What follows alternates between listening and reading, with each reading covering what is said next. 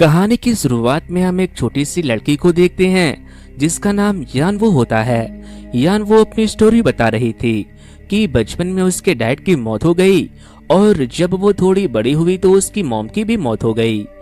लेकिन अपने मॉम के मौत के बाद उसने ये सोच लिया था कि अब वो बड़ी होकर एक सक्सेसफुल पर्सन बनेगी और किसी भी इंसान पर डिपेंड नहीं रहेगी। अब हमें कुछ साल के बाद का सीन दिखाया जाता है जहाँ यांगवू एक अमीर लॉयर होती है जो कि एक कंपनी में काम कर रही होती है। यांगवू एक केस संभाल रही थी जिसमें एक अमीर लड़के ने एक गरीब लड़के के साथ गलत किया था। यांगवू लड़के की तरफ से केस लड़ रही थी। उस लड़के ने यांगवू को बहुत सारे पैसे दिए थे ताकि वो उसे इस केस से बचा ले। फिर यांगवू विक्टिम और विक्टिम की मॉम से मिलने जाती है और उससे कहती है कि देखो तुम्हारे केस लड़ने से कुछ नहीं होगा, तुम्हारे पास तो पैसे भी नहीं है और अगर तुमने केस को यहीं नहीं छोड़ा तो मैं तुम्हारे ऊपर झूठा केस कर दूंगी। विक्टिम की मॉम कहती है हमें ये केस यहीं छोड़ देना चाहिए क्योंकि हमारे पास तो पैसे भी नहीं है, हम कुछ नहीं कर पाएंगे। फिर विक्टिम और विक्टिम की मॉम दोनों वहां से चली जाती है। इसके बाद यांगवू के बॉस उसे इस काम के लिए प्रमोशन देते हैं क्योंकि यांगवू ने विक्टिम को अपने केस लड़ने से रोक दिया था। फिर उसके बॉस प्रमोशन के साथ उसे एक काम भी देते हैं जिसमें उसे स्लम एरिया के सभी घरों को खाली कराना था ताकि उसका बॉस वहां पर बड़ी बड़ी बिल्डिंग्स बनवा सके। बॉस उसे एक कार और वीआईपी कार्ड भी गिफ्ट करते हैं जिसको देखकर यांगवू अपने बॉस को मना नहीं कर पाती और इस काम के लिए मान जाती है। फिर यांगवू अपने घर जाती है। वो एक अपार्टमेंट में अकेली रहती थी। यांगवू बहुत ही अमीर होती है। यांगवू एक जगह पर जाती है जहाँ पर उसके पेरेंट्स की फोटो होती है जिनको देखकर वो अपने पेरेंट्स को याद करने लगती है। फिर जब वो कार से घर जा रही होती है तब वो एक बिल्ली को बचाने के चक्कर में अपनी कार ठोक देती है। फिर जब उसे होश आता है तो वो अपने आप को हेवन में देखती है। वो वहाँ पर रिसेप्शन पे जाती है और पूछती है कि मैं कहाँ हूँ, तो वो लड़की उससे बताती है कि तुम हेवन में हो और फिर वो उससे उसका बर्थ सर्टिफिकेट मांगती है। यानवू अपना बर्थ कार्ड देती है तो उन्हें पता चलता है कि उस लड़की की मौत समय से पहले हो गई। उसकी मौत 2054 में होनी चाहिए थी। स्वर्ग की वो लड़की उसे वहाँ के हेड मिनिस्टर के पास ले जाते हैं जिनका नाम किम था। मिस्टर किम यानवू से माफी मांगते हैं और उसे एक न्यू लाइफ ऑफर करते हैं क्योंकि उसकी मौत समय से पहले हो चुकी थी। मिस्टर किम उससे एक हाउसवाइफ की लाइफ देने को बोलते हैं जिस पर यानवू गुस्सा होकर बोलती है कि मैं किसी और की लाइफ में क्या करूंगी, मुझे अपनी लाइफ वापस चाहिए। तो मिस्टर किम कहते हैं कि हमारे पास यही ऑप्शन है, अगर तुम्हें मंजूर है तो ठीक है वरना तुम्हें यहीं रहना होगा। यानवू के ना चाहते हुए भी उसे मिस्टर किम की बात माननी पड़ती है। जिसके बाद जब यानवू को होश आता है तो वो अपने आप को एक अपार्टमेंट में पाती है। वो एक मिडिल क्लास घर में पहुंच जाती है। उसका एक हस्बैंड भी होता है जिसे वो पहचान नहीं पाती। फिर जब वो अपनी फोटो अपने हस्बैंड के साथ देखती है तो वो समझ जाती है कि यही उसका हस्बैंड है। यानवू के हस्बैंड का नाम सुंग होता है। जिस परिवार में यानवू जाती है वहाँ उसके 2 बच्चे भी होते हैं जिनका नाम हानयूल और हानुई होता है। हानुई यानवू के पास आकर बोलता है कि मुझे स्कूल छोड़ने चलो। यानवू को ये सब बहुत अजीब लगता है क्योंकि वो अभी तक माँ नहीं बनी थी। फिर यानवू दोनों बच्चों को स्कूल छोड़ने के लिए बस स्टैंड जाती है जहाँ पर कई सारे औरतें भी खड़ी थी। तो और कोई नहीं बल्कि उस लेडी की फ्रेंड होती है, लेकिन यानवू को इस बारे में नहीं पता होता। फिर वो औरतें उसे एक फैक्ट्री में ले जाते हैं और अब हमें पता चलता है कि जिस लेडी के शरीर में यानवू है वो लेडी इस फैक्ट्री में काम करती है। यानवू को बहुत प्रॉब्लम भी होती है क्योंकि उसे ये काम करना नहीं आता था। काम करने के बाद वो सभी लोग यानवू को एक रेस्टोरेंट में लेकर जाते हैं।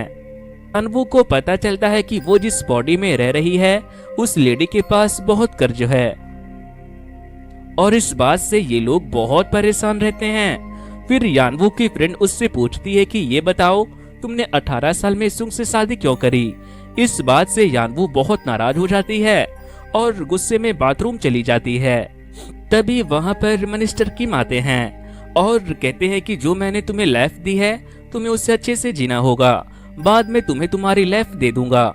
उसके बाद यानवू घर जाती है और सोचती है कि मैं अपनी लाइफ को पहले तरह कैसे करूं। फिर वो अपना एटीएम कार्ड उठाती है और शॉपिंग के लिए निकल जाती है। मॉल में वो बहुत सारा सामान खरीद लेती है, जिस वजह से वो घर पर कुछ नहीं ला पाती। फिर इस शाम को डिनर करने के बाद सुंग यानवू के रूम में आता है और उससे प्यार करने लगता है, लेकिन यानवू उसका हाथ पकड़कर मोड़ देती है और कहती है, बदतमीज, तुम्हें एक 18 साल की लड़की के साथ शादी कर ली और उससे प्रेग्नेंट भी कर दिया। यानवू बिल्कुल एक लॉयर की तरह बात कर रही थी। वो उससे बहुत बुरा भला बोलती है और वहाँ से चली जाती है। सुंग ये सब देखकर चौंक जाता है कि आज उसकी बीवी को क्या हो गया। फिर अगली सुबह यानवू अपना वीआईपी कार्ड लेकर मॉल में जाती है, जो उसे उसके बॉस ने दिया था। महंगे महंगे कपड़े लेने के बाद यानवू अपनी पेमेंट करती है। वो पता चलता है कि उसके साइन मैच नहीं हो रहे और उस कार्ड पर उसका नाम भी अलग है, क्योंकि वो अब यानवू नहीं बल्कि और कोई लड़की है। लेकिन मॉल का कैशियर उसे फिर भी वो कपड़े दे देती है और एक कॉम्प्लीमेंट भी करती है और एक कंप्लेन भी कर देती है।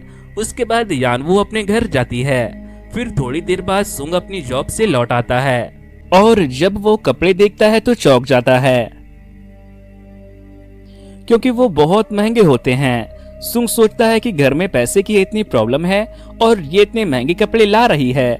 तभी उनके घर के बाहर पुलिस आ जाती है और उन दोनों को पुलिस स्टेशन ले जाती है। यानवू को पता चलता है कि मॉल के कैशियर ने वो कंप्लेन करी थी।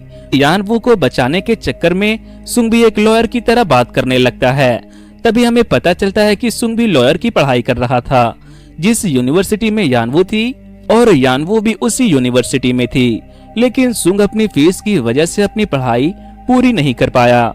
उसके बाद पुलिस भी उन दोनों को छोड़ देती है, क्योंकि पुलिस के पास कोई भी प्रूफ नहीं होता।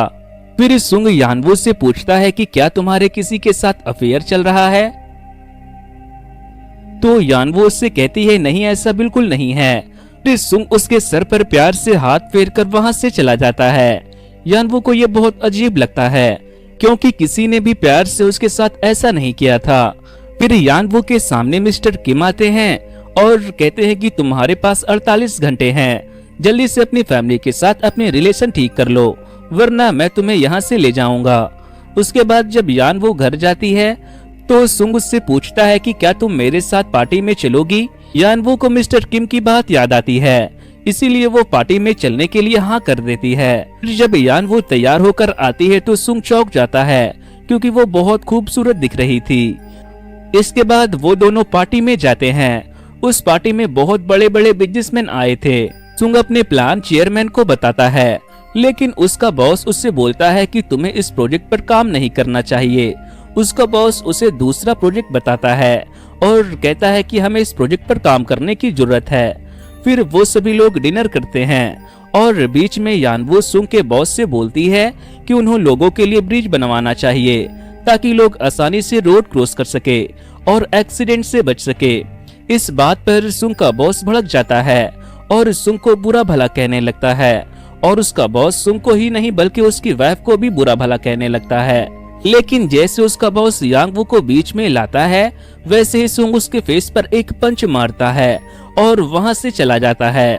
फिर सुंग यानवू को एक क्लब में ले जाता है, जहां दोनों ड्रिंक करते हैं। सुंग यानवू से बोलता है कि मैं अपनी फैमिली के बारे में कुछ नहीं सुन सकता, मैं अपनी फैमिली को खुश रखना चाहता हूँ, उसके लिए चाहे मुझे कुछ भी करना पड़े। इस बात से यानवू बहुत खुश होती है। हानुई के साथ सोती है, वो उसे गले लगा लेती है।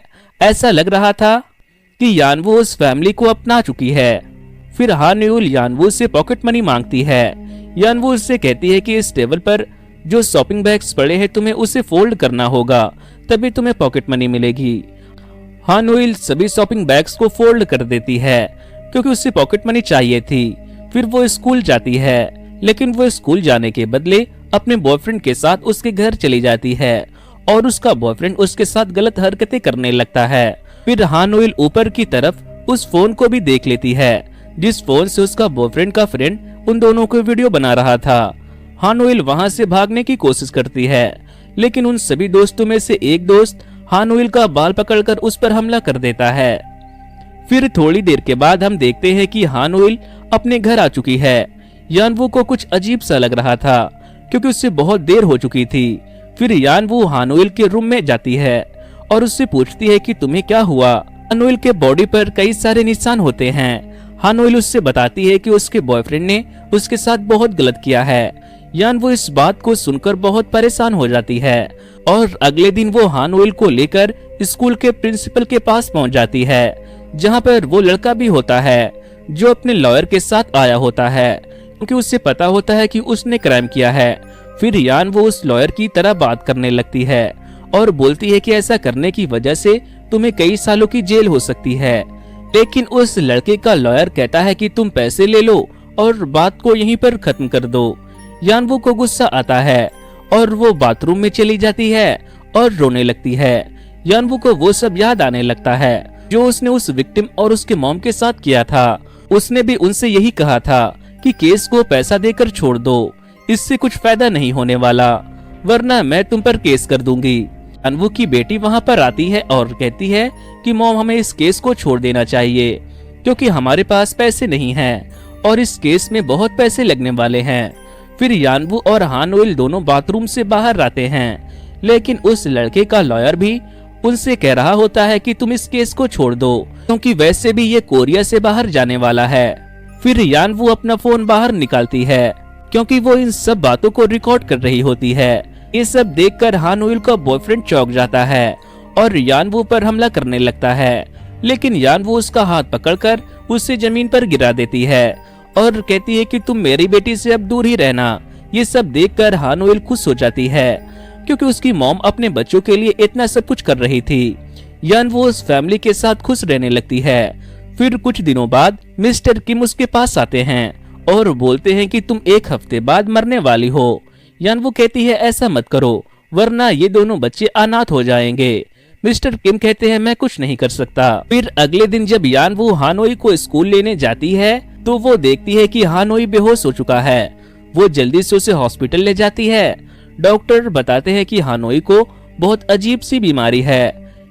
यानवू को याद आता है कि यही सेम बीमारी उसकी मॉम को भी थी। उसके बाद सुंग और यानवू हॉस्पिटल के बाहर आ जाते हैं और अंदर हानोई का ऑपरेशन चल रहा होता है। तभी वहां पर मिस्टर किम आ जाते हैं जो यानवू को बाहर ले जाते हैं और कहते हैं कि तुम्हें इस कार में बैठना होगा, उसके बाद तुम्हारा एक्सीडेंट होगा और तुम्हारी मौत हो जाएगी। यानवू कहती है ऐसा मत करो, मुझे बस एक बार मेरे फैमिली से मिलने दो।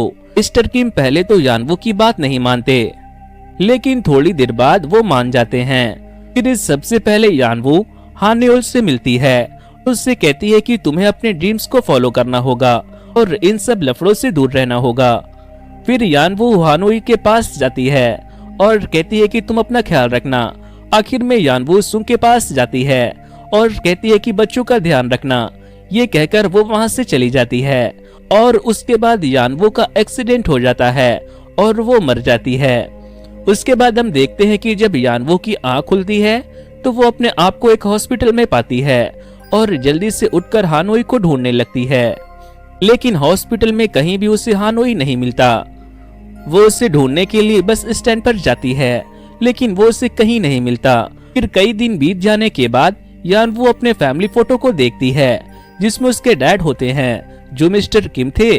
फिर यानवू डिसाइड करती है कि उसे न्यूजीलैंड जाना है क्योंकि वहीं उसके डैड जॉब करते थे।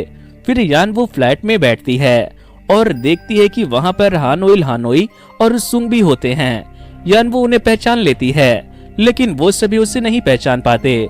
फिर बातों बातों में यानवू उनसे पूछती है कि तुम कहाँ जा रहे हो, तो हानोई बताती है कि मेरी मॉम की डेथ हो चुकी है, इसीलिए हम अपना मूड सही करने के लिए हॉलिडे पर न्यूजीलैंड जा रहे हैं। फिर यानवू भी बातों बातों में सुंग को बता देती है कि मैं भी न्यूजीलैंड जा रही हूँ क्योंकि वहां पर मेरे डैड रहते हैं, और ये कहानी यहीं पर खत्म हो जाती है।